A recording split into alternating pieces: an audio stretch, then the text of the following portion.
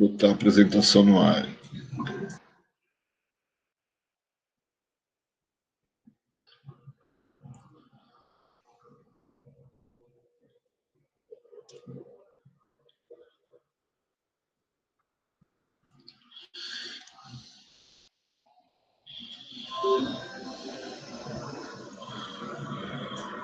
Bom, então, nessa nossa penúltima aula, a ideia é um pouco pegar o governo Fernando Henrique, né, o grosso, e se der tempo a gente já avançar um pouco no governo Lula.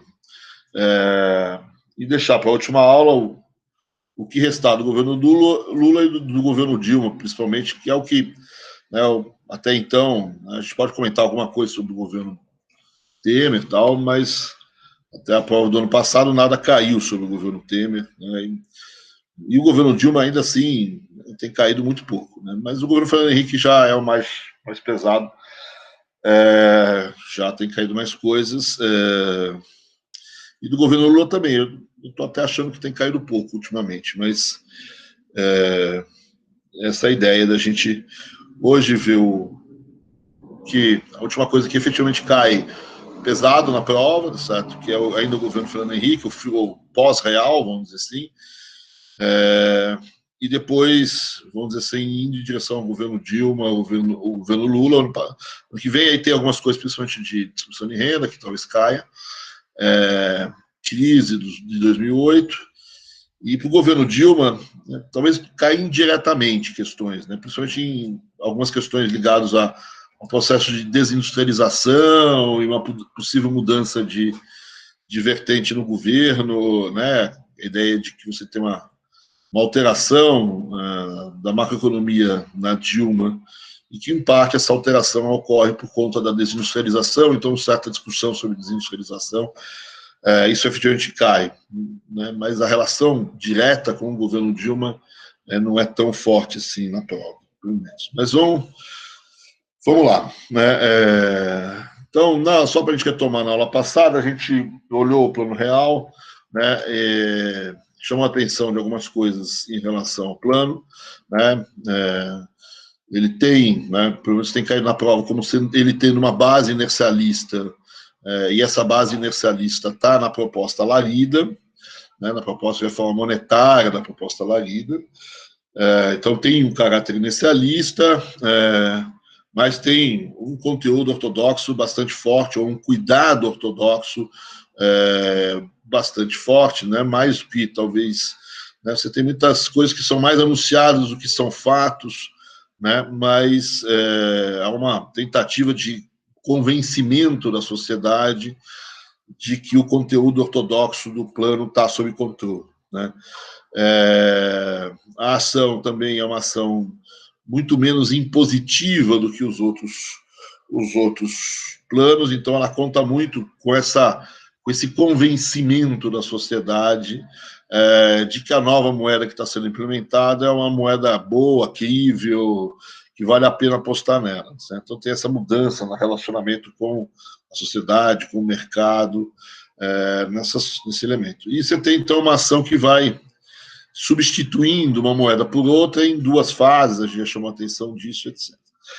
A outra coisa importante que a gente chamou a atenção na aula passada, e a gente talvez detalhe um pouco mais, são as condições bastante diferentes do plano real em relação aos outros planos, basicamente em decorrência da entrada em cena das chamadas reformas liberais dos anos 90. Né, a reforma que efetivamente entrou e, grosso modo, foi encerrada, inclusive antes do plano real, é a abertura comercial que se dá, grosso modo, no governo Collor, com alguma coisa já no governo anterior, mas no governo Sarney, mas durante já a gestão Fernando Henrique, essa abertura comercial, vamos dizer assim, está meio encerrada.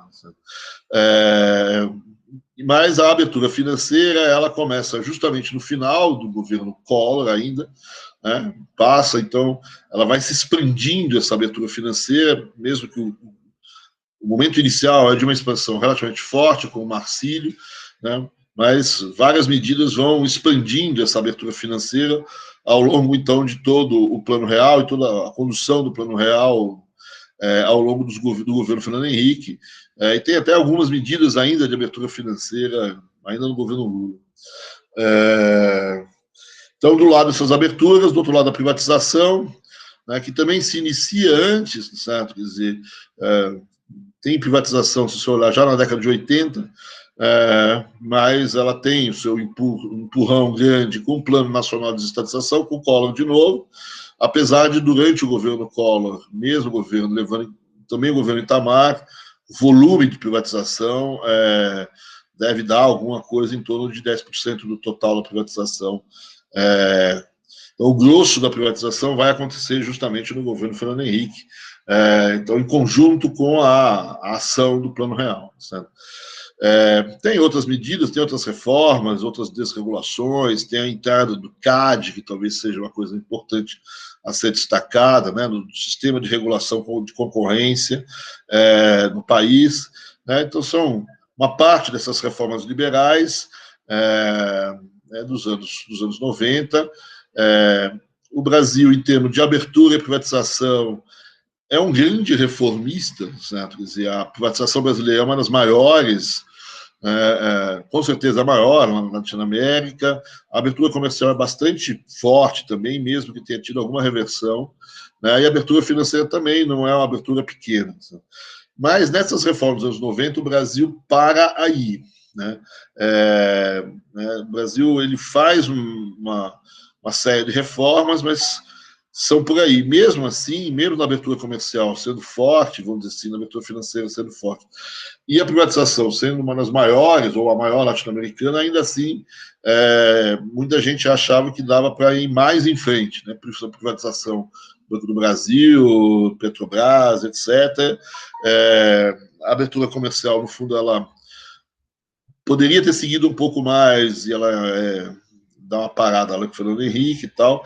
A abertura financeira não é uma questão de mais ou menos, certo? Quer dizer, é uma questão de, no fundo, essa opinião, por exemplo, de pessoas como Baixa, como Pércio Arida, etc., que a abertura financeira ficou muito escrita, vamos dizer assim, à mão, a lápis, vamos dizer assim.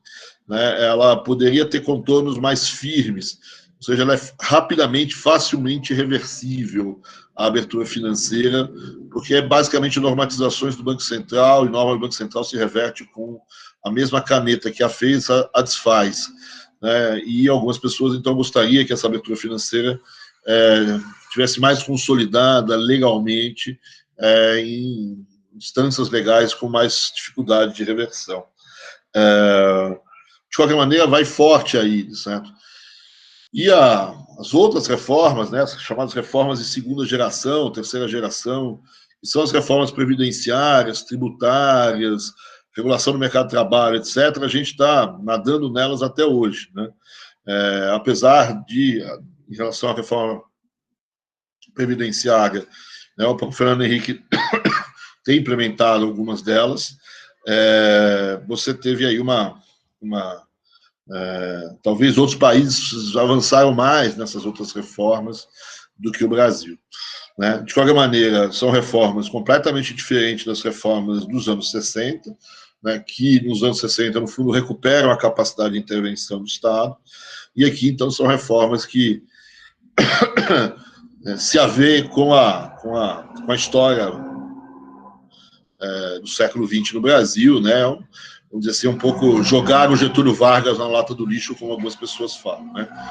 Você tem um modelo de desenvolvimento estatizante, fechado, você está abrindo e privatizando. Né? Então, é nesse sentido.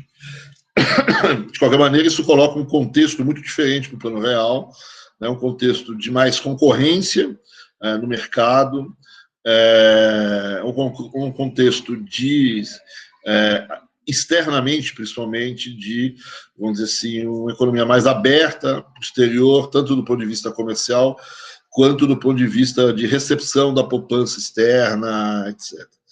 O que vai ser muito utilizado pelo governo na própria processo de estabilização. Então, isso é uma coisa que a gente viu na aula passada. E aí, o Plano Real em si, eu não vou voltar, a gente definiu ele, o plano em si, em 3 fases, né? A fase, vamos dizer assim, inicial, tentando convencer a sociedade de que você estava dando conta da questão fiscal por trás do plano, né?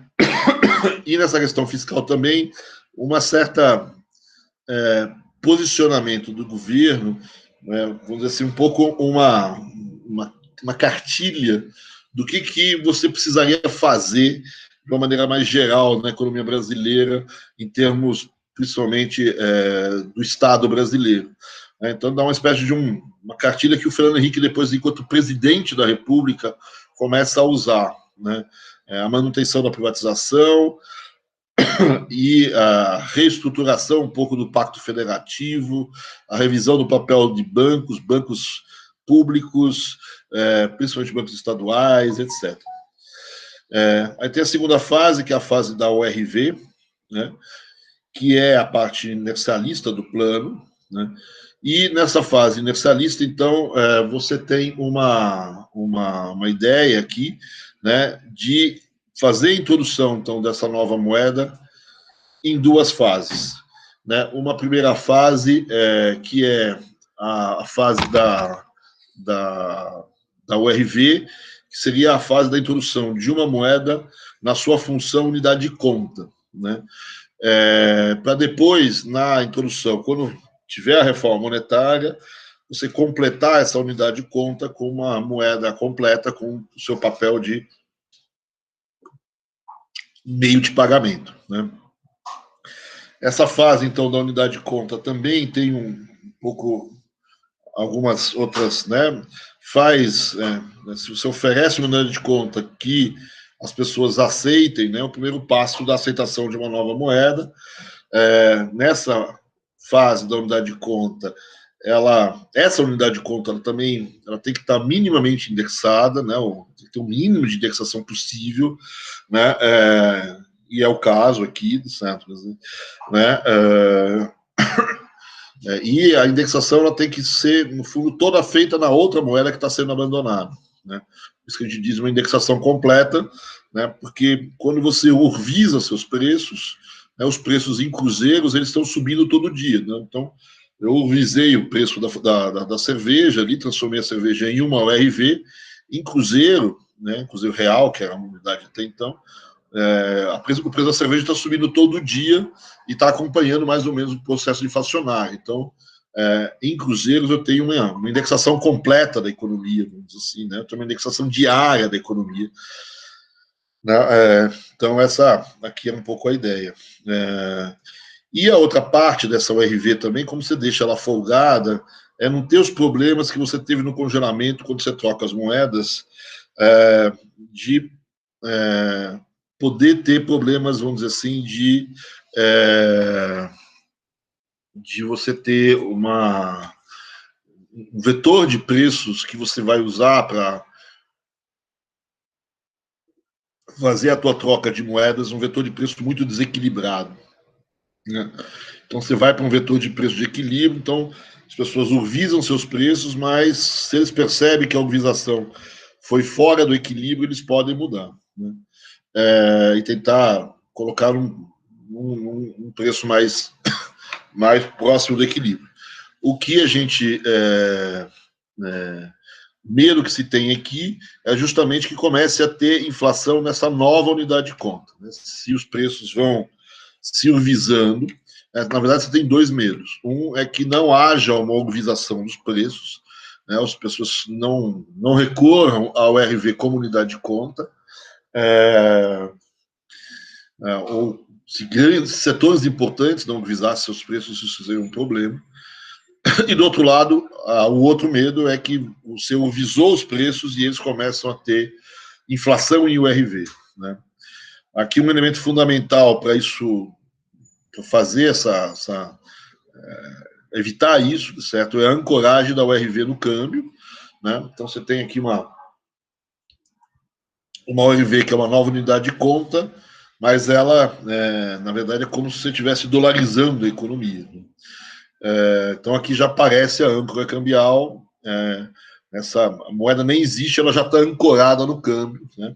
Ela como unidade de conta já está ancorada no câmbio, tentando evitar nesse processo, então, que você tenha uma inflação muito grande, né? e deixa o câmbio, então, se desvalorizar de maneira forte só com o Cruzeiro Real. E aí você passa para a terceira fase, que é a troca da moeda, né? De fato, você tem a introdução da nova moeda quanto meio de pagamento, que é a entrada em cena, então, do real.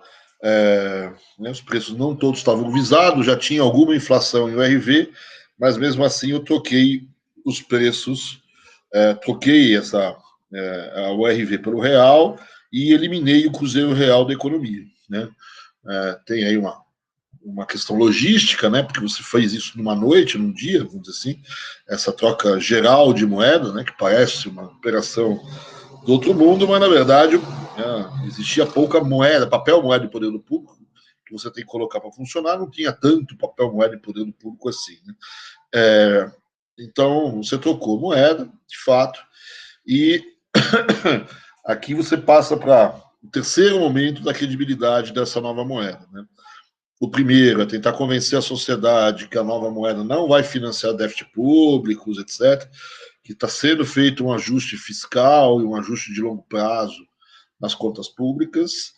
A segunda fase, ela tem essa tentativa de você escolher uma nova unidade de conta que não tenha ligações com uma inflação, né, e uma unidade de conta que está ancorada no dólar, né, que tem uma ancoragem forte em alguma coisa que dá sustentação, e nesse caso é o dólar. E nessa terceira fase, então, o novo elemento de credibilidade é você tentar convencer a sociedade que essa nova moeda você vai cuidar dela, não só no sentido de que ela não vai ser usada para financiar despesas, déficits públicos, etc., mas que você não vai usá-la de maneira muito frouxa, vamos dizer assim, ou seja, você vai cuidar do volume de emissão dessa moeda. Né? Então, é nesse sentido que, nesse primeiro momento da condução do plano, você faz uma divulgação à sociedade de vamos dizer assim, uma política monetária bastante austera, né? Você vai manter taxas de juros relativamente altas, não são as mais altas, mas uma política monetária bastante apertada, né? E uma previsão, vamos dizer assim, tem até umas tabelas com previsão quantitativas de oferta de moeda, tem mais o intuito de convencer também a sociedade de que você não vai extrapolar os limites da oferta, né? Que você pode monetizar um pouco a economia, que você deve monetizar, porque você tem que ter algum ganho de senhoriagem nessa história. Isso é bom, isso não vai custar nada a ninguém, mas que você não vai cair no conto, vamos dizer assim, de tentar ganhar tanto ganho de senhoriagem que você acaba perdendo, porque a inflação vai acabar te roubando ele. Então, a ideia é de que você tenha uma oferta de moeda que vai se expandir, mas é uma expansão bastante contida. Né? Isso você faz, então você logo de cara mostra uma política monetária relativamente curta, apertada, e principalmente uma expansão monetária relativamente apertada, mesmo que na prática você não cumpra isso. Né? Na prática, não é uma maneira que a questão fiscal não vai ser plenamente cumprida, a questão monetária também não vai ser totalmente cumprida. Né? Como eu disse, aqui tem muita questão de credibilidade, de convencer a sociedade, e você acaba convencendo a sociedade. E o que a gente vai, então, começar a ver a partir de agora, certo, esses três períodos, vamos dizer assim, essa condução da política econômica após Plano Real, como a gente disse aqui, mais ou menos acompanhando os três governos. Né? O primeiro, finalzinho do Itamar, né, os últimos 6 meses, aí, segundo semestre de 94, depois o governo Fernando Henrique I e o governo Fernando Henrique II, né, com mudanças importantes entre os três mandatos, os três momentos, vamos dizer assim. Né? Prefeito de prova, principalmente a diferença entre o primeiro mandato e o segundo mandato, a gente às vezes explora isso na prova. Certo? Então, voltando aqui ao último momento do plano e ao início, vamos dizer assim, da primeira fase, então a gente tem essa troca do meio circulante, né? Naquele momento, nem todos os preços estavam visados, né? Tinha alguma já inflação em uva que me obriga, né? Eu tinha me dado 1 ano para fazer essa troca e eu acabo fazendo ela depois de 4 meses.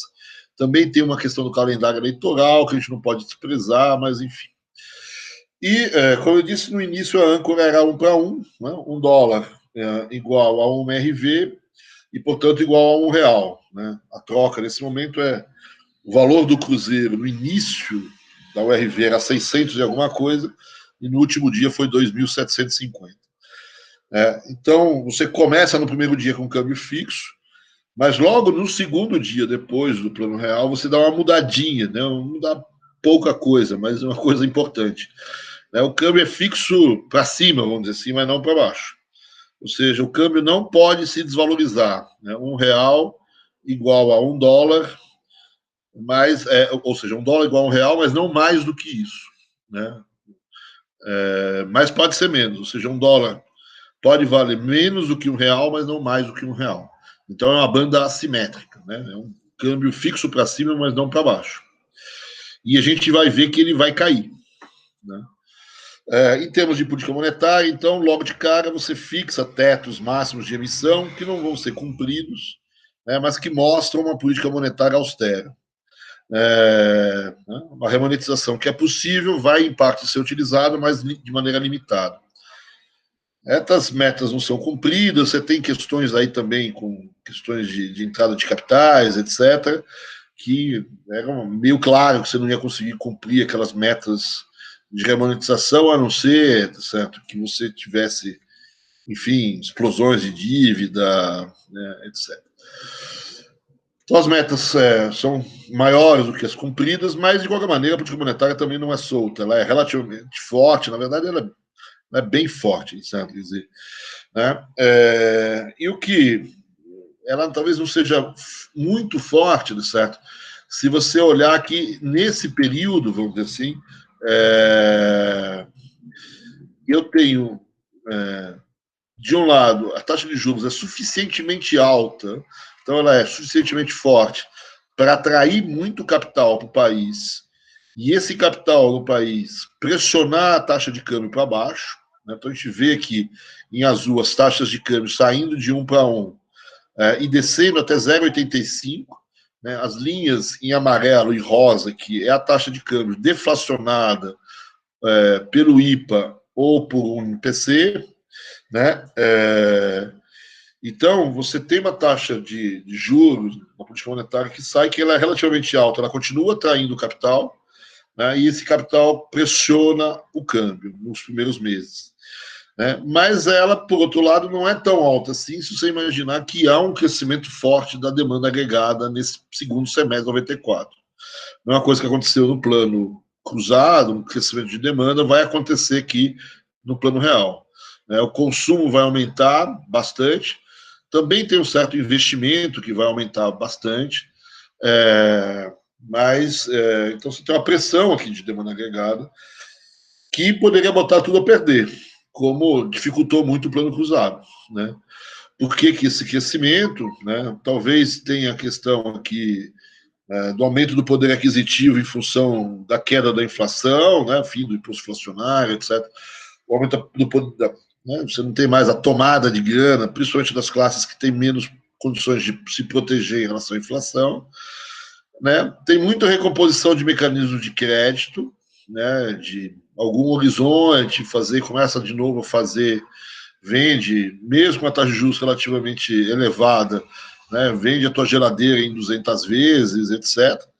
Né? Tem uma demanda reprimida lá atrás, né? Junto com esses mecanismos de crédito, tem algum horizonte de previsão dado a inflação baixa.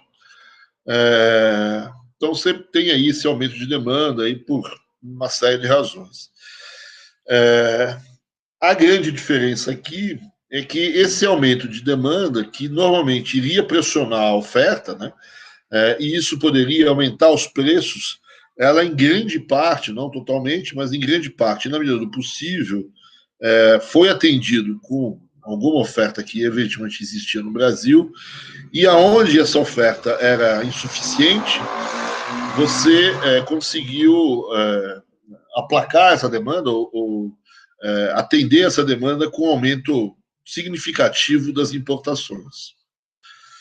E essa talvez seja a essência desse primeiro momento do plano. Né? Você tem um crescimento de demanda que pressionaria os preços e poderia botar a inflação de volta para cima, uma inflação que não zerou completamente. Vamos lembrar que na passagem da URV tinha algum grau de inflação ali. Algumas pessoas chutam quase 10%, outras pessoas vão falar mais de 5%. Enfim, tinha uma inflação ali, né? E essa inflação poderia ser pressionada, certo? Quer dizer, pelo esse choque de demanda. Ela, de fato, em parte vai ser pressionada, né? Justamente naqueles bens que você não consegue fazer, onde tem limites de oferta e aonde você não tem possibilidade de importação. Então, principalmente os bens não tradables, né, aonde não existia naquele momento algum tipo de capacidade ociosa, você teve aumento de preços mais fortes. Né? Então, não tradable normalmente é restaurante, médico, cabeleireiro, essas coisas, certo? Então, esses preços até subiram, mas foram mais do que compensados, vamos dizer assim, pelos bens não tradables, que são os grandes, nesse momento, os grandes produtos a segurarem os preços, né, nessa economia. Então, esse componente dos bens não tradables, no fundo, é o que segura a inflação nesse período, porque esses produtos estão, mesmo que não tenha importação de bens tradables, a possibilidade dela existir segura os preços. Né? Então, você tem preços que vão estar baixos por conta do câmbio. Vamos lembrar que o câmbio caiu 15% aqui, né? Ele saiu de 1 para 0,85. Né? Então, o câmbio puxa 15% em termos nominais para baixo. Né? Você não tem, a maior parte desses produtos, principalmente bens de consumo, você não tem praticamente tarifa de importação, o governo usou a abertura, certo? Então você tem efetivamente aqui preços de produtos importados entrando muito baixo. Né? Então você tem, né, você ia em qualquer boteco de esquina, certo? Era recheado de balinha da Argentina, né? Cansei de comer alfarrolhas nesse momento aqui, certo? Um monte de produto, carne, todos aqueles produtos que normalmente dá problema, e mesmo produtos mais sofisticados, automóveis, etc. Né? Então, agora note que eu consegui fazer essas importações que fez os produtos entrando com preços baixos. Essa é uma diferença importante em relação ao cruzado. E o que eu fiz com essas importações? Como é que eu financiei essas importações? Eu financiei porque eu tinha dinheiro. Né? Eu tenho dinheiro. Né? Tinha porque eu aumentei as reservas, né? E tenho dinheiro porque continua entrando dinheiro no país pela balança de capitais. Então, eu consegui financiar essas importações de produtos, né? Que permitiram essa super ancoragem cambial que o pessoal chama. Mas eu também tenho o Fernando Henrique daqui o Fernando Henrique não, né? O Recupero dá uma sorte aqui, tem um choque agrícola positivo, né? Normalmente os choques são negativos, mas aqui você tem uma safra muito boa, né? Então muitos preços agrícolas estão diferentes, por exemplo, do arroz dos dias de hoje. Então você tem aí uma combinação particularmente.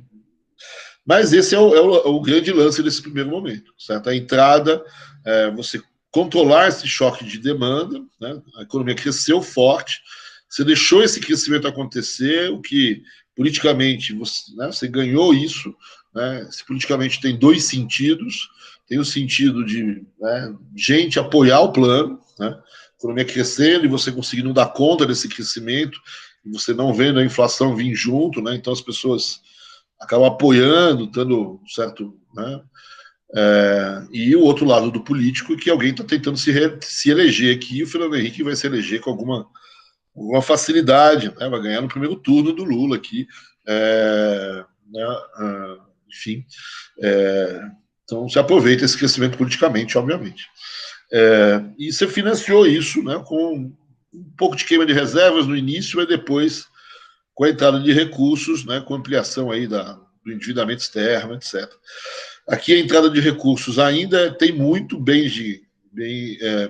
muito capital capital especulativo, né, capital investimento em carteira, né, não investimento estrangeiro direto.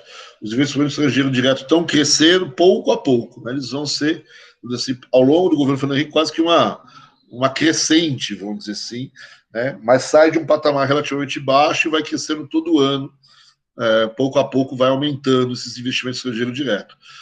E vai diminuindo, talvez, um pouco os investimentos em carteiras. Mas, nesse momento, ainda é muito investimento em carteira, né? Aquele dinheiro mais volátil, aquele dinheiro que não é exatamente o dinheiro que você tem certeza que vai ficar por muito tempo.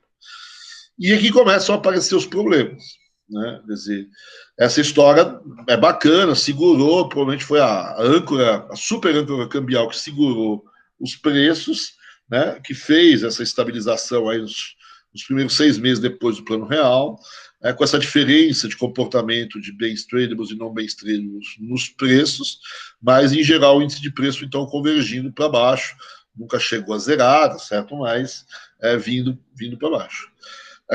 E o problema todo vai aparecer, obviamente, na balança de pagamentos, né?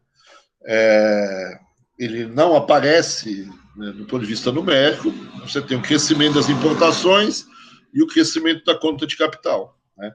Mas para o pessoal que faz aí análise, você estaria indo em direção a uma crise de balanço de pagamentos chamado de primeira geração. O que é uma crise de balanço de pagamentos de primeira geração? No fundo, você financiar um crescimento das importações muito voltadas a consumo com dinheiro volátil. Então, é isso que você está fazendo. Você está financiando a entrada de produtos importados. Esses produtos importados, eles são... Tem importação de máquinas e equipamentos, tem que se dizer, é verdade, mas naquele exato momento, né, naqueles meses depois do Plano Real, uma parte grande dessas importações são bens de consumo, né? Então, você está financiando a compra ou a importação de bens de consumo com endividamento externo, principalmente uma dívida, vamos dizer assim, curta, um recurso, vamos dizer assim, quase que um capital de giro, vamos dizer assim, né? Mas uma entrada de capital de muito curto prazo. Isso não sei se é sustentável por muito tempo, né? Esse capital de curto prazo, ele, de um lado, é extremamente volátil, e, por outro lado, né, a ideia de você financiar alguém para consumir não é exatamente uma boa ideia, né? Então, em algum momento, os financiadores vão parar e ver que a capacidade de pagamento do teu país não permite a continuidade desse financiamento. Então, esse é um pouco, né? Você teve um sucesso com essa combinação de apreciação comercial, cambial, abertura e demanda aquecida, você conseguiu, mas vão aparecer, então, os déficits comerciais, e esses déficits comerciais vão ser financiados com queima de reservas no início e depois entrada de capital, mas é uma entrada de capital de curto prazo, e esses déficits comerciais se devem muito fortemente a bens de consumo, né? Então, isso pode dar um problema. Aqui tem um gráfico um pouco do crescimento das importações, que vocês veem aqui em rosa, certo? Gerando, então, os primeiros os saldos negativos, né, da balança comercial. E essa crise, vamos dizer assim, potencial que poderia acontecer no Brasil, essa crise de balanço de pagamentos, é exatamente o que o México sofreu no comecinho de 95, né? Exatamente nos mesmos termos do Brasil, né? O México aparece e já tinha sinalizado, né? O Brasil já sabia que podia entrar numa situação como essa, mas depois da crise do México a coisa fica clara, né? Que é uma situação arriscada e insustentável no longo prazo. Então, já depois das eleições, ali depois de outubro, em 94, você começa as primeiras tentativas de controlar a demanda agregada, né, e começa a mudar um pouco o sistema cambial. Você para de apreciar o câmbio, certo? Você controla um pouco a entrada de capitais, tenta segurar um pouco para segurar essa apreciação cambial, né? E depois da crise do México, aí você muda completamente o teu sistema, certo? Quer dizer, né? Então, vamos dizer assim, um pouco antes, né? Outubro de 94, você começa a mudar, tentar segurar esse crescimento de demanda, e a partir, grosso modo, da crise do México, você vai controlar a demanda agregada de vez, né? Então, você vai apertar, agora sim, as restrições monetárias. Tem muita restrição creditícia, que eu sempre digo que faz muito sucesso, né, no controle de consumo, né, você diminuir prazos de pagamentos de endividamento, né, diminuir o consórcio de 24 meses para 6 meses, tem uma efetividade muito grande para controlar a demanda. É a mesma coisa nos carnezinhos aí das Casas Bahia. Então, você tem a elevação dos juros, essas restrições monetárias, né, que vamos dizer assim, de certa maneira, fazer agora um papel importante. Então, você vai reverter aquela situação de crescimento econômico que prevaleceu no último semestre de 94, no segundo semestre de 94, e a partir, então, do primeiro semestre de 95, você vai entrar numa recessão. Né? É uma mudança relativamente abrupta, né, de uma situação, de um cenário de um crescimento muito forte, para uma situação de um crescimento bem mais tímido, né, que vai aparecer a partir de 95. Né? Do ponto de vista do câmbio, certo? Quer dizer, que é o gráfico que a gente vê aqui, o que a gente vê é um câmbio, vamos dizer assim, que vai mudar um pouco. O que vai entrar em cena é um regime cambial bem confuso, certo? Quer dizer, né, isso demora um pouquinho, mas a partir de meados de 95, entra um sistema de bandas no Brasil. Você tem um sistema de bandas cambiais no Brasil. No fundo, você tem duas bandas cambiais. Uma banda larga, que vale por 3 meses, e que se muda essa banda de 3 em 3 meses, grosso modo. Né? E uma banda, dentro dessa banda larga, prevalece uma banda curta de 2, 3 dias. Então, durante 2, 3 dias, a taxa de câmbio ela vai oscilar dentro dessa banda que é bem curtinha, né, bem apertada, é quase que um câmbio fixo, né, com variações ali na vírgula, né, depois da vírgula, na verdade, na segunda casa, depois da vírgula. Então, você tem ali uma banda oscilando muito curto, e ela vai, essa banda, ela também é um crawling band, certo? Ela vai permanecer valendo durante 2, 3 dias, depois você tem uma nova banda, 3 dias depois uma nova banda, 4 dias depois uma nova banda, e essas bandas elas vão se mexendo dentro da banda larga que foi estabelecida.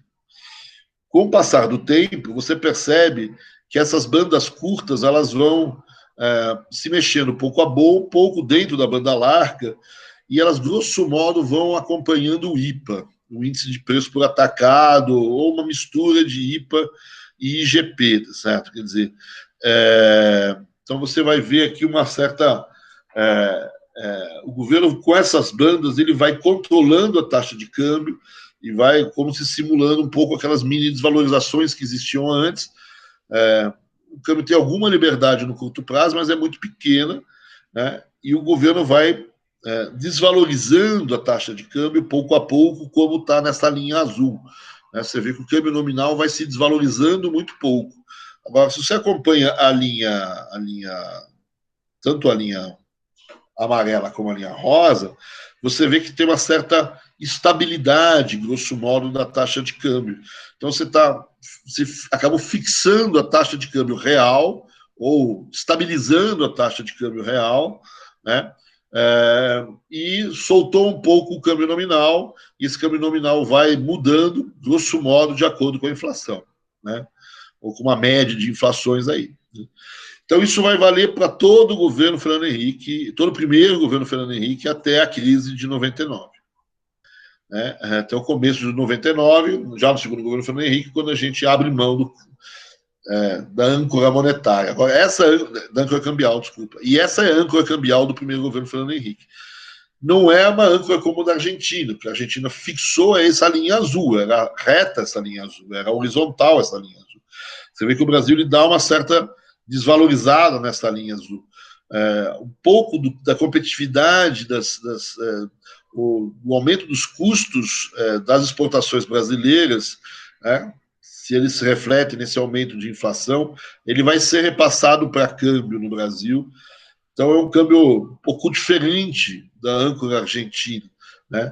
Tem uma desvalorização do nominal, o que está relativamente fixo ou estabilizado é o câmbio real. Né? Então, se tem uma âncora real da taxa de câmbio, é esse o sistema. Né? Isso vai ser operado, então, por esses sistemas de bandas que mais parecem uma verdadeira orquestra cambial no Brasil. Né?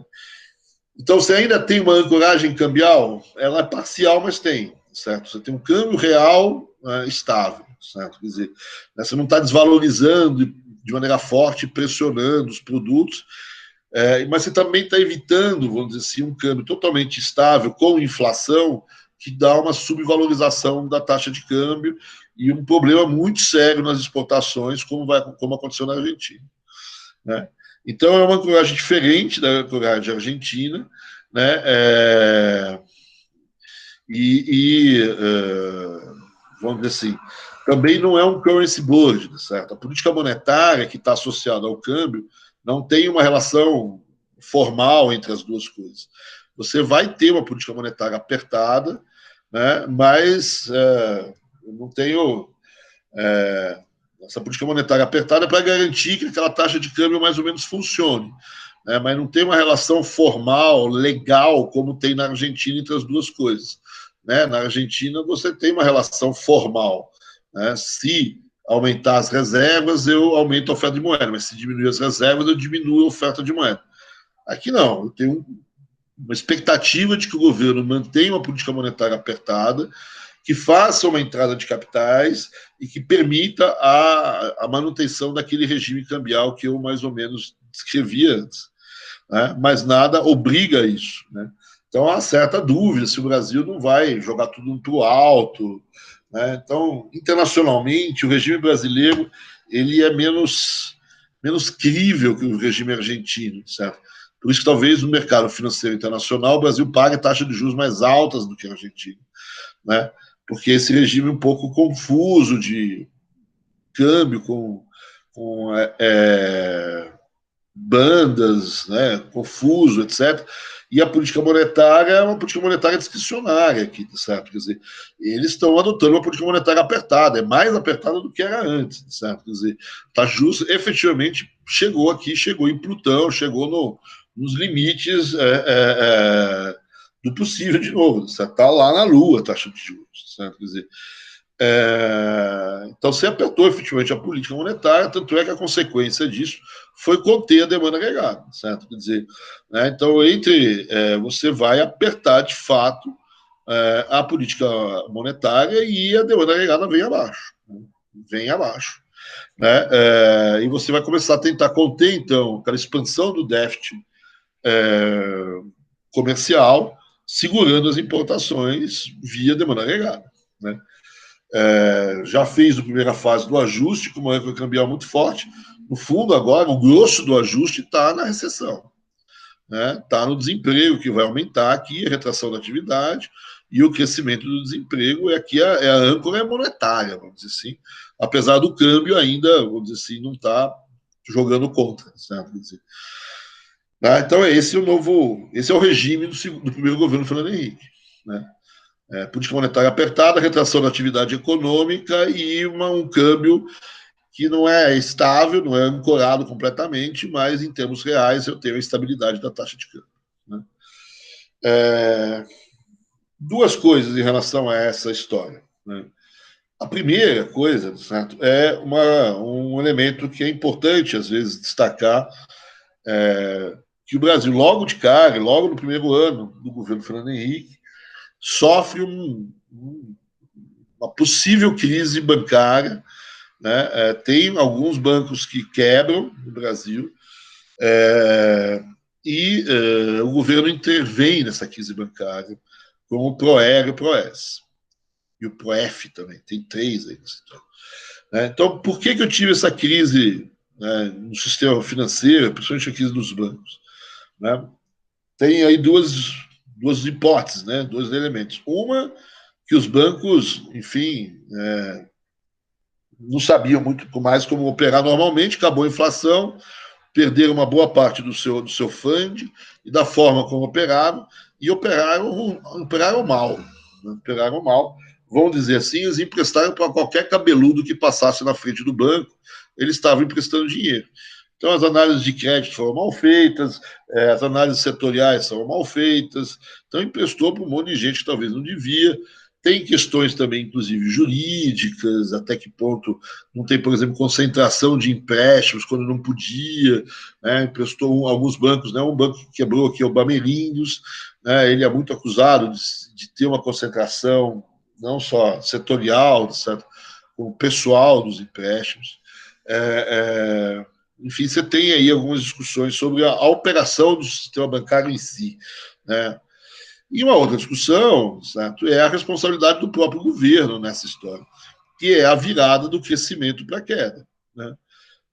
Então você imagina aquele fulano, né, certo, que no segundo semestre de 94, né, você tem desde aquele cara, certo, que passou na frente do banco e conseguiu um empréstimo, qualquer cabeludo, gordo, né, professor de economia, conseguiu um empréstimo lá no banco, né, sem olhar se o cara podia pagar ou não, né?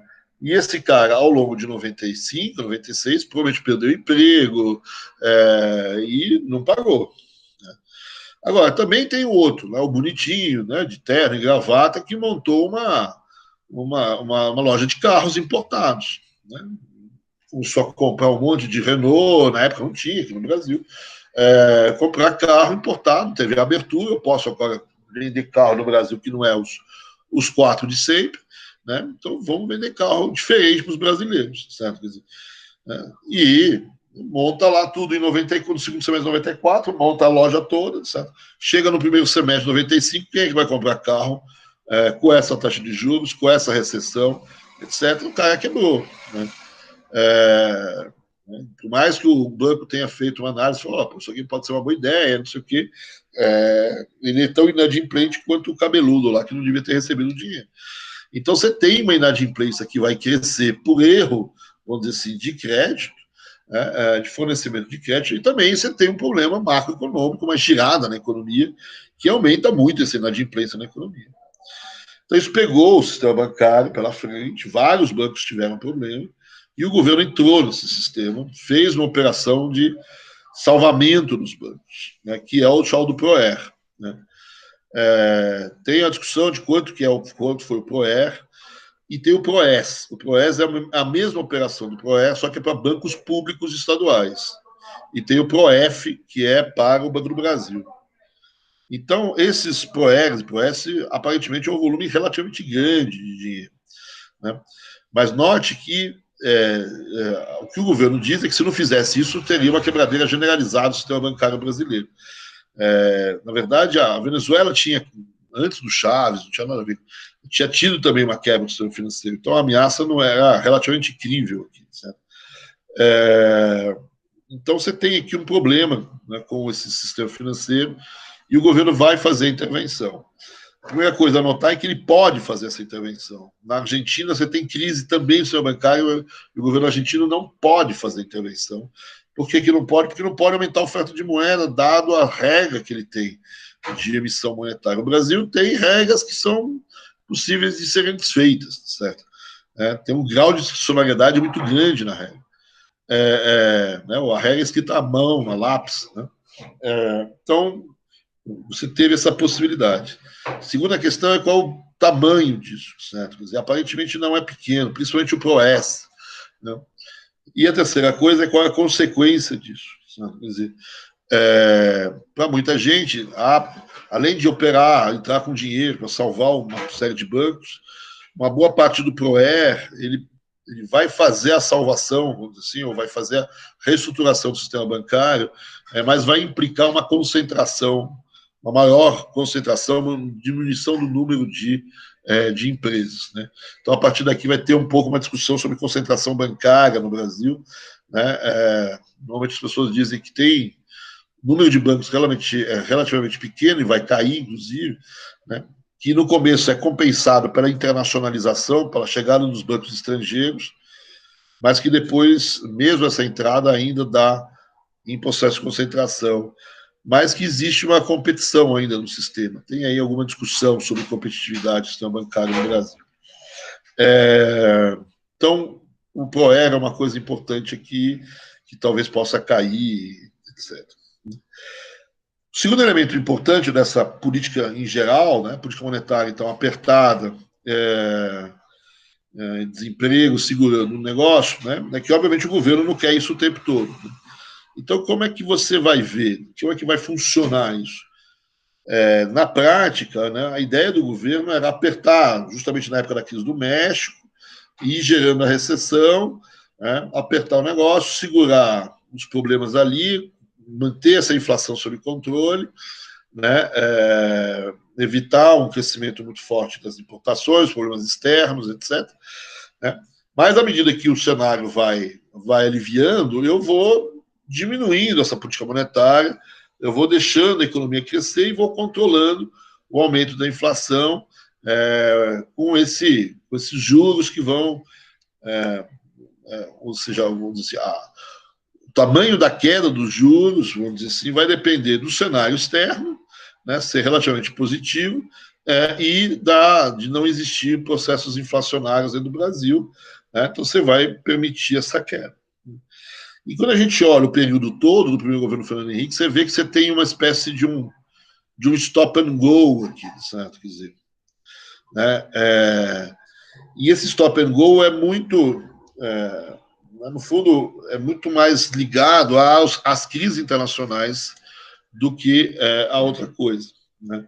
Então, se você acompanhar um pouco esses dois gráficos que eu tenho aqui, né, vocês vão ver, né, por exemplo, chegou a crise do México. Quando veio a crise do México, então o governo brasileiro apertou ainda mais a política monetária, que estava sendo aliviada, ele aperta a política monetária. Né? Aí, depois da crise do México, ele vai largando a política monetária.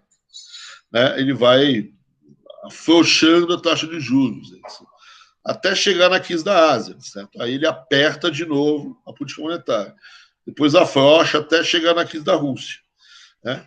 E a contrapartida dessa história externa, certo? Essas crises, elas são as variações de reservas.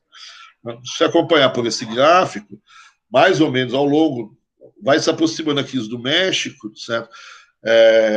As reservas no Brasil vão caindo, né? Vai aumentando a insegurança externa, a incerteza internacional vai crescendo.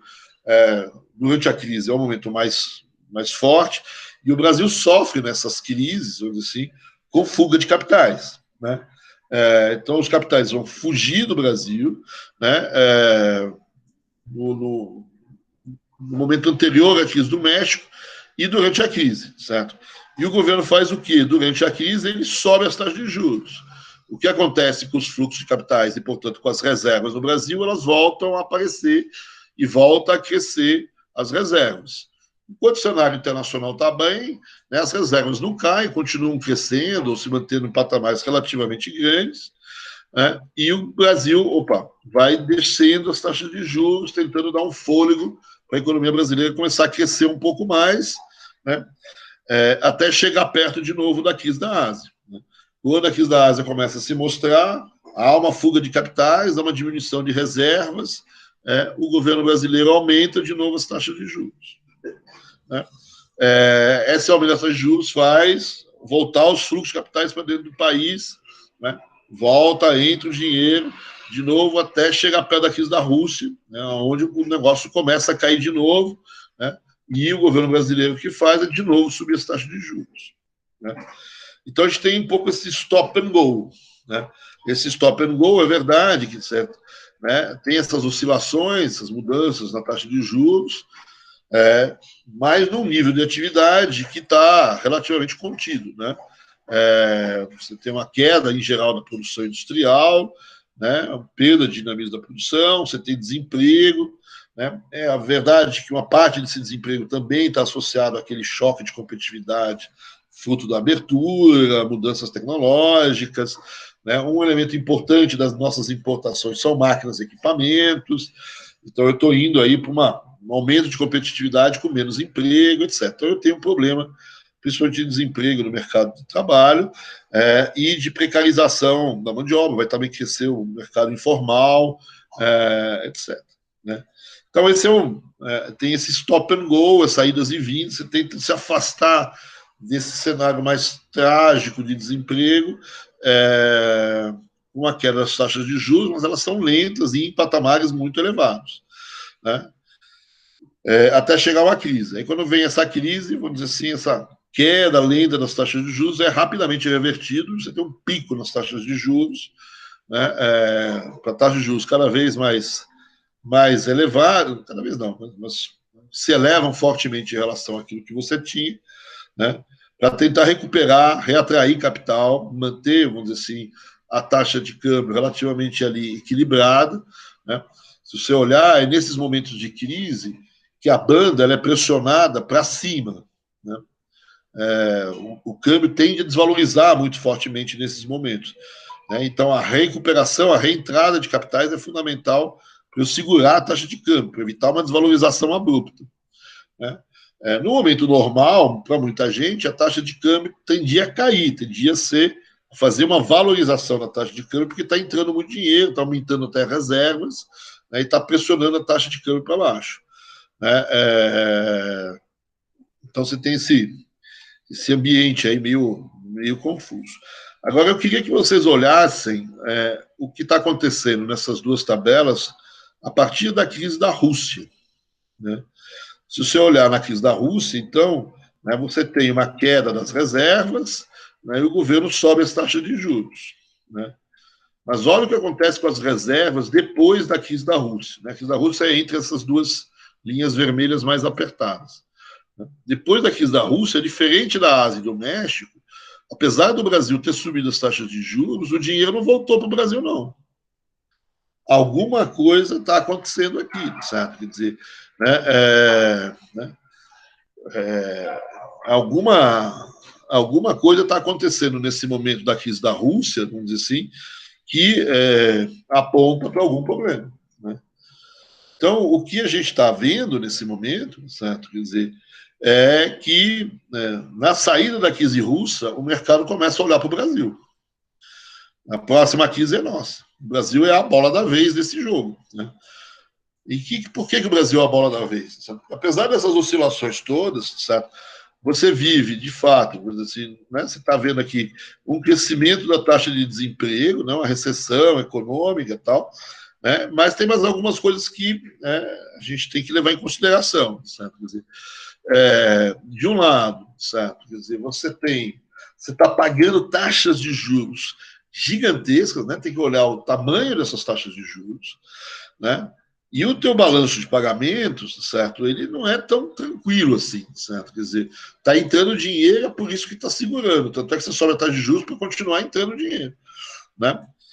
E, por outro lado, tem uma questão que a gente não olhou até agora, que é a questão fiscal.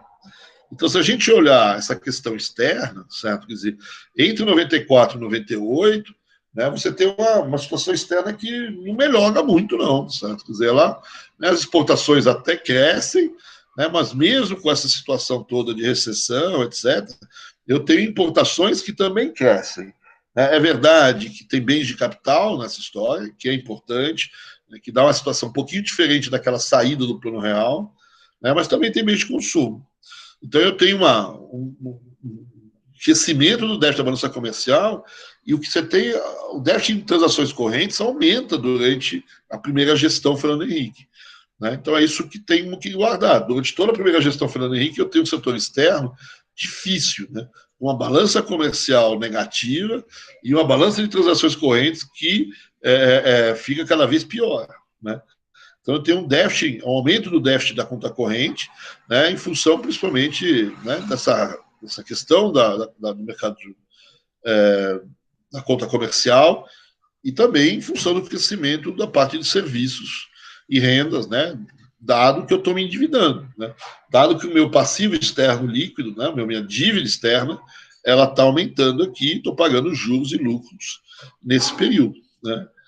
Então, o meu lado externo não é um lado tranquilo. Eu olho para o país está devendo, a dívida está crescendo, né, e está com um saldo de transações correntes negativo, certo? Quer dizer, né, com uma balança comercial negativa, apesar de toda a recessão.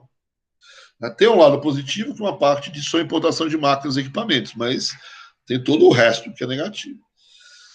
E se eu olhar para as contas públicas, as coisas também não são boas, né? Então, o primeiro governo Fernando Henrique também é ruim de contas públicas, né? Aquela situação, e se você compara com a época do Collor e Itamar, aí a questão fica ruim, né? Mas vamos lembrar que o Collor teve alguns ganhos esporádico nas contas públicas, etc. Mas eu tenho uma pior aí ao longo do tempo. Vai aparecer pela primeira vez, depois de anos, déficit primário nas contas brasileiras, certo? Quer dizer, né, eu não sei se eu tenho um gráfico aqui, tenho, né? Então aqui você tem o dado do primário brasileiro, né? Vinha, né, com uma necessidade aqui de financiamento do setor público negativa, portanto, superávit primário, até mais ou menos meados, até o virado de 95 para 96. Né? A partir de 96 começam a aparecer, com algumas oscilações, um primário negativo, certo? Quer dizer, ou seja, uma necessidade de financiamento do setor público primária, fora os juros que vão entrar por cima disso aí, certo? Quer dizer, então eu tenho uma situação não muito boa, né, nessa história, né? E aqui eu tenho dado, vamos dizer assim, né, se você olhar aqui, da dívida pública interna. Né? Então essa dívida interna ela está crescendo, né? Tem até um patamarzinho ali entre 96 e 97, certo? Mas ela, grosso modo, está crescendo até o início de 99. Né? Então, essa dívida pública está crescendo. Por que ela está crescendo? De um lado, por conta do déficit público, né? Nominal, primário e nominal. Do outro lado, em parte pelas operações cambiais, certo? Quer dizer, está entrando dinheiro, já tem taxa de juros altas, está entrando recurso, esse recurso, em parte, é reservas, e eu tenho que esterilizar, certo? Na medida que ele entra, eu tenho que transformar isso em reais. E para não transformar em reais e pressionar a inflação, eu coloco títulos e enxugo isso. Isso faz aumentar os títulos. Né? Então, a dívida pública vai crescendo pelo déficit, pela operação juros, câmbio, para a configuração política monetária, política cambial. Né? Essa entrada de capitais, eu não deixo valorizar o câmbio, não deixo mais valorizar a taxa de câmbio. Né? Então, eu acumulo isso em reservas, para evitar que essas reservas pressionem a base monetária de forma muito grande. Eu esterilizo, essa palavra que se usava, eu esterilizo e enxugo isso por meio de títulos públicos. O grande problema, né, que é esse crescimento disso, né, e esses títulos não são baratos, sabe? A taxa de juros está rodando aqui é alta. Né? E quando você olha aqui, você começa a olhar e falar, para onde vai esses títulos públicos? Vai para a Lua? Né? Vai crescer mais? Vai diminuir? Né? O governo tentava dizer, certo, que essa subida dos títulos era, em parte, decorrência dos chamados esqueletos. Né? O que eram os esqueletos? Os esqueletos eram dívidas que não tinham sido reconhecidas legalmente e que passam a ser reconhecidas. Isso é verdade que aconteceu. O Fernando Henrique reconheceu muita dívida que não era reconhecida pelos outros governos. Tem o FCVS, que é uma dívida famosa, que é um fundo da época dos militares, né, ligado ao sistema BNH. Né? Então, o governo reconheceu isso como uma dívida do governo. Né? Tem lá debêntures, algumas dessas dívidas são reconhecidas para efeito de moeda, para usar em privatização, mas outras são reconhecidas aqui. Então, a parte do crescimento dessa dívida é uma dívida que já existia, mas não estava nas contas, vamos dizer assim. Mas é muito pequeno isso. Né? E não pode deixar de levar em consideração que, nesse período, eu tenho privatização. Né? Então, a privatização é responsável, em parte, pela entrada do dinheiro, né, que financia a balança de transações correntes, vai financiar essa balança de transações correntes. E, de certa maneira, vai financiar a economia de uma maneira geral, né? Mas, em tese, uma parte dessas empresas também tinham dívidas, eu também aboli uma parte das dívidas ao fazer a privatização. Né? Então, do mesmo jeito que eu tenho esqueletos, eu tenho privatizações, que deviam, enfim, compensar o outro. Então, a parte importante desse crescimento da dívida são questões ligadas ao déficit público e à operação da política monetária e cambial. Né? Você tem alguns trabalhos feitos de contrafactuais mostrando justamente isso. Né? Então, eu tenho uma conta pública ruim com uma dívida crescente, né? A perspectiva disso é explosivo, certo? Isso é um jogo Ponzi, certo? É um jogo ruim, né? Né? Nessa história, então, aqui as razões para esse crescimento da dívida, então, os esqueletos, os juros, a esterilização, já acabou de chamar a atenção, Então, eu preciso aí, de qualquer maneira, reverter a política fiscal, né? Nos pacotes que vinham durante as crises, o governo sempre falava em fazer uma política fiscal melhor, mas, na verdade, nunca cumpria isso, né? E agora o mercado está pedindo, está começando a pedir, né? Então, essa situação ruim, vamos dizer assim, te leva a essa mudança de cenário depois da crise russa, que é 98, né, que é o último ano do Fernando Henrique, do primeiro governo Fernando Henrique, né? E aí, em 98, é uma dificuldade grande no Brasil, né? O Brasil tem uma vantagem, né? A gente conseguiu fazer a maior privatização até então, certo? Quer dizer, que era a Telebrás, que fez, botou dinheiro para dentro, né? Mas a fuga de capitais fez esse dinheiro da privatização da Telebrás ir embora em pouco tempo, certo? Quer dizer, né? Então você tem uma fuga de capitais nesse período, certo? Quer dizer, que é associado em parte à crise russa, certo? Mas principalmente à não volta depois da crise russa, né? Que está associado a essas questões fiscais externas. Ou seja, o Brasil está com seus fundamentos problemáticos, um problema, né?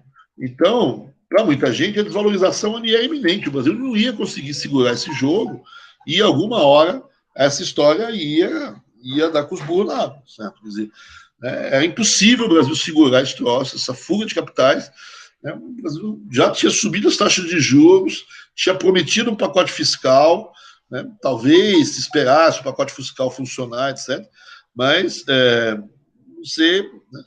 Então, aqui o Brasil foi obrigado a recorrer ao Fundo Monetário, né? Vai ao Fundo Monetário, faz um pacote. Naquele momento, era o maior pacote que o fundo tinha feito com o país, né? Mete 40 e poucos bilhões de reais no Brasil, né? Junta vários grupos, né? E põe um pacote de dinheiro no Brasil para tentar segurar essa fuga de capitais, né?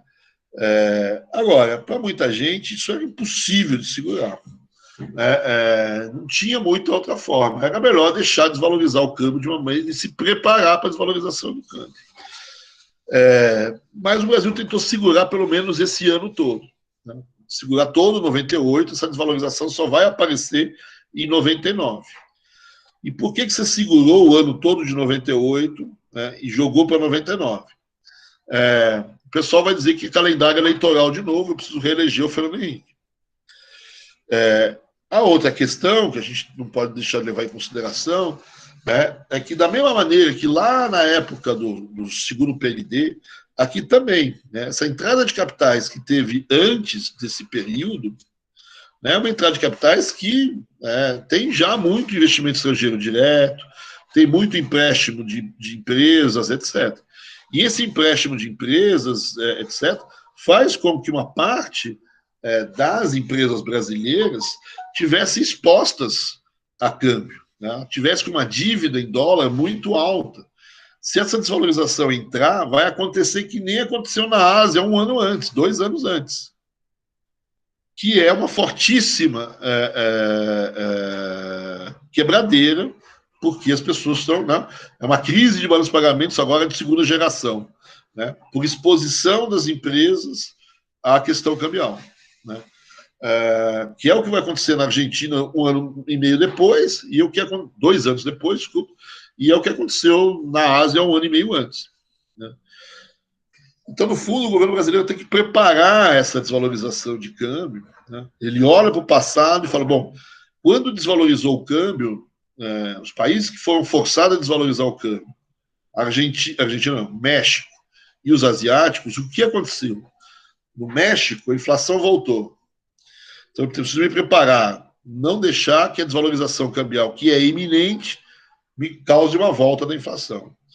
2, olha para a Ásia, no período anterior, uma quebradeira generalizada. Eu não posso quebrar o país todos os países, todas as empresas que são devedoras em dólar, certo? Se desvalorizar o câmbio, pega essas empresas pela proa. Eu preciso rediar e evitar essa crise patrimonial do país. Então, nesse segundo semestre de 98, além do pacote do FMI, que no fundo adia um pouco essa crise, no fundo você está ganhando tempo junto com o FMI, né? E ao mesmo tempo você está dando hedge para as empresas aqui. O governo vai dar o hedge pouco para todo mundo, certo? Quer dizer, tem vários tipos de hedge, desde o direto, certo? Quer dizer, as empresas se livrando mais rapidamente da dívida, né, até, vamos dizer assim, comprando dólar para botar no ativo, né, para compensar o passivo, né, e os hedges clássicos do mercado futuro. Né. Só que alguém teve que dar esse hedge. Né. Então, aqui tem operações muito estranhas, por exemplo, do Banco do Brasil, da Caixa Econômica, que dão o hedge para as empresas, né, mas assumem o fato de você não... Né, então, o que a empresa faz? Comprar dólar futuro, eles compram dólar em outubro de 98 para, sei lá, 6 meses depois, para abril de 99, e nessa compra, né, garante, trava o câmbio lá na frente. Né? Se desvalorizar o câmbio, ela tem garantido para ela que o Banco do Brasil vai vender um câmbio mais barato para ela. Agora, o Banco do Brasil, para dar esse câmbio lá em abril do ano que vem, certo? Para as empresas, vai precisar comprar dólar no mercado. E se desvalorizou o câmbio, quem vai assumir o risco cambial é o Banco do Brasil. E é isso que vai acontecer. Né? O governo, no fundo, vai assumir o risco cambial, né, e vai proteger as empresas brasileiras. Se você olhar o que aconteceu em 99 no Brasil, em janeiro de 99, uma desvalorização do câmbio forte, mas olha para o que aconteceu tanto na Rússia como na Ásia, e olha para o que aconteceu na Argentina, né, compara, e olha o que aconteceu no Brasil. Qual é a empresa brasileira que quebrou em 99? Né? Eu só conheço uma, né, que é a Antártica. O resto, tudo passou tranquilo. Né?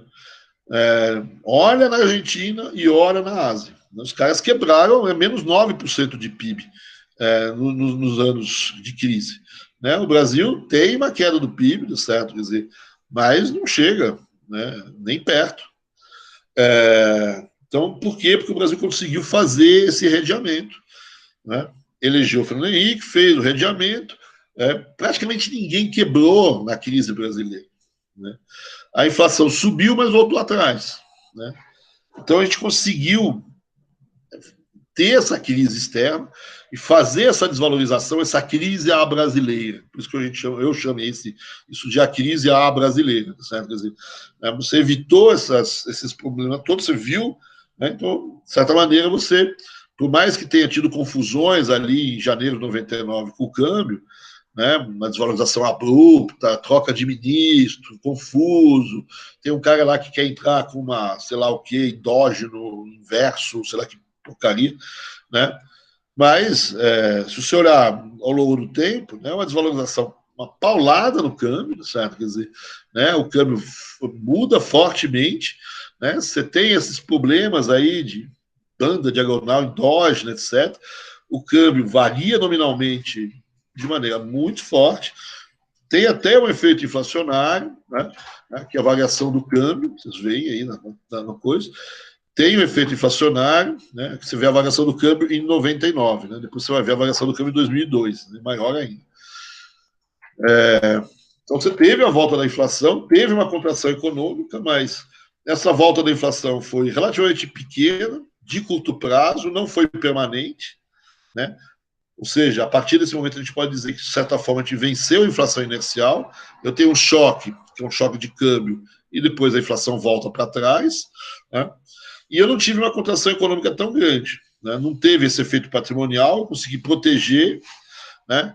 Existe aí alguma substituição de importações por conta desse câmbio e tal, né? Mas principalmente não teve efeito patrimonial como teve nos outros países. Então, o Brasil passou nessa crise cambial relativamente bem. Certo? Teve problema? Teve. A inflação subiu, a economia se contraiu, mas a inflação subiu e depois voltou. Eu consegui controlar. É óbvio que o governo foi importante nesse controle. Daqui a pouco a gente vê como é que ele vai fazer. Né? E a crise não foi tão grande como a crise argentina ou quanto a crise asiática, né? Dos países lá da Malásia, sei lá, que quebraram muito. Foi bem menor. Né? Teve um efeito patrimonial, não teve esse efeito patrimonial porque o governo fez o hedge. Agora, tem um efeito negativo, né, bem grande, né, que é sobre as finanças públicas. Note que agora, certas consequências dessa desvalorização de câmbio bom, agora o câmbio foi. Né? Então, eu não preciso mais manter o câmbio. Posso usar o câmbio, né, para a felicidade do Delfim Neto, que escrevia na Folha de São Paulo toda quarta-feira o governo desvalorizar o câmbio, né, posso passar a usar esse câmbio para recuperar as exportações brasileiras. Né? Com essa mudança no regime de cambial, talvez eu possa baixar as taxas de juros. Né? Mas eu tenho um efeito negativo nas finanças públicas. Por que eu tenho esse efeito negativo nas finanças públicas? Porque eu dei o hedge. No fundo, a dívida externa ficou comigo, né, e o governo. Né? Então, o efeito patrimonial todo foi suportado pelo governo. A conta aqui é uns 80 bilhões de dólares. Né?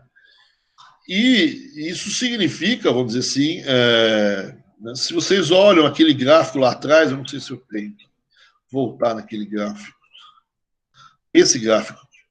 Você vê que a curva da dívida pública ela vai crescendo até 99. E depois ela cresce verticalmente. Né? É isso que, no fundo, a gente está chamando essa é a conta pública da desvalorização. Isso é o custo da desvalorização do ponto de vista das contas públicas. Todo esse custo foi transformado, no fundo, em aumento da dívida pública. Então eu tenho, e esse efeito patrimonial vai dar no governo e ele vai sobreviver colocando mais dívida no pedaço. Só que a partir daí, agora o problema da explosão da dívida é cada vez maior. Então agora é crucial para o governo que não faça mais pacotes fiscais para inglês ver, ou para o mercado pensar que é verdade. Ele vai ser forçado a fazer um ajuste fiscal de fato. Então, a partir daqui, você vai para o terceiro momento, certo? Que a gente já chamou a atenção. Né? Então, aqui o efeito sobre a dívida, o impacto direto da dívida externa de 6 pontos do PIB, e o impacto na dívida interna. Eu volto aqui, deixa eu só... Então, a partir de agora, certo? Quer dizer, o que eu tenho não tenho mais câmbio fixo, nem mais ou menos fixo, então o câmbio flutua. Né? Eu vou ser obrigado a fazer superávites primários, então eu vou ter que entrar com uma ancoragem fiscal de qualquer jeito, porque esse é o grande problema de confiabilidade do Brasil. Né? E eu tenho que continuar com política monetária apertada, não tem mais o que fazer. Né? Para segurar esse crescimento da inflação, eu vou segurar como? Com taxa de juros lá na lua de novo. Né? Só que eu não tenho mais, né, a ideia de que eu vou manter uma política monetária apertada para segurar o câmbio, para isso, para aquilo. Então eu tenho que criar um novo arcabouço para dar credibilidade a essa política monetária. Esse é o sistema de metas da inflação. Né?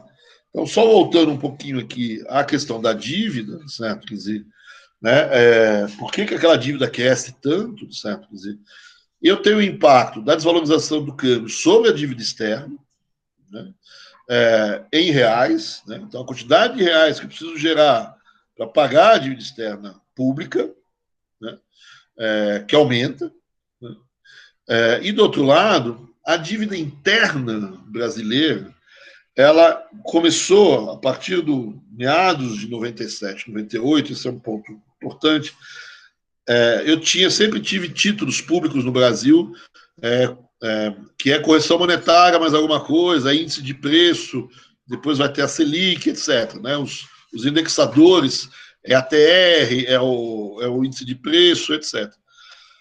De 98 para frente, 97, até como forma de redear as empresas em função desse endividamento, o governo começa a lançar título público interno com cláusula cambial. Né? Então, você tem os NBCs NBC-E, né, que são títulos internos, né, que pagam taxas de juros mais correção cambial. Então, no final do primeiro mandato do Fernando Henrique, certo? Quer dizer, eu vou ter, vamos dizer assim, um pedaço importante da minha dívida pública interna que está no câmbio. Então, eu tenho a dívida externa que está no câmbio, a dívida interna que, em parte, está no câmbio, e o câmbio desvalorizou. Então, esses dois efeitos, junto com os efeitos sobre as operações ruins do Banco do Brasil, da Caixa Econômica, nesse mecanismo de hedge para as empresas, isso tudo explica, esse é o tamanho da encrenca que a desvalorização causa sobre as contas públicas brasileiras, e é aquela subidinha aqui. Né? Aquela subidinha, não, aquela subidona da dívida pública. Então o mercado, logo no começo de 99, olha para aquela dívida interna, aquele crescimento da dívida interna, e você olha e fala, não vai pagar. Não vai pagar, certo? Quer dizer, então o governo tem que entrar aqui, certo? Tentando garantir, né, que o governo vai pagar, ter uns rolos aqui, certo? Tem até uma corrida bancária aqui, né? Porque em geral você tem tua grana ainda aplicada em títulos públicos. Então o governo vai ter, né, manter um acordo com o Fundo Monetário, manter uma certa coisa para impedir, vamos dizer assim, que essa ideia de que a crise externa se transformou numa crise interna muito forte, né, e que o Brasil vai virar inadimplente, inclusive nas suas contas públicas, né, nas suas contas internas. Né? E nesse papel de convencer de que nada vai acontecer de tão errado, é fundamental duas coisas. Primeiro, o superávit primário aparecer. Né? Você garantir de que não vai ter mais, que a tua relação de dívida-PIB no longo prazo não é ascendente, mas é ou estável ou cadente, naqueles modelinhos clássicos de relação de dívida pública. E é fundamental eu continuar convencendo a sociedade que eu não vou abrir mão da minha política monetária apertada. Né? Então, entrar num sistema onde eu tenho uma taxa de câmbio flutuante, né, requer que eu, de um lado, ache uma nova âncora no setor fiscal, né, porque as contas públicas brasileiras estavam muito mal e havia uma grande desconfiança em relação a elas. Foi até isso que fez, vamos dizer assim, em parte, a crise cambial de 99. Né? E, do outro lado, eu tenho que convencer a sociedade, o mundo, que eu vou continuar gerando uma política monetária apertada. E, para isso, então, eu monto um sistema de metas de inflação. Né? E aí vai se estabelecer o chamado tripé do segundo mandato do Fernando Henrique, que é um sistema de câmbio flutuante, o aparecimento dos superávites primários e um sistema de metas de inflação, onde, na verdade, você faz aquilo que você já fazia antes. Né? Sobe a taxa de juros para conter a inflação e desce a taxa de juros conforme lá a famosa regra de Taylor, que é basicamente a política monetária que está sendo feita. Só que agora, né, você vai olhar isso num regime de câmbio flutuante que talvez seja um pouquinho diferente do regime de câmbio estável, de câmbio fixo. Né? Deixa eu fazer aqui uma parada para ver com vocês aí se está tudo bem.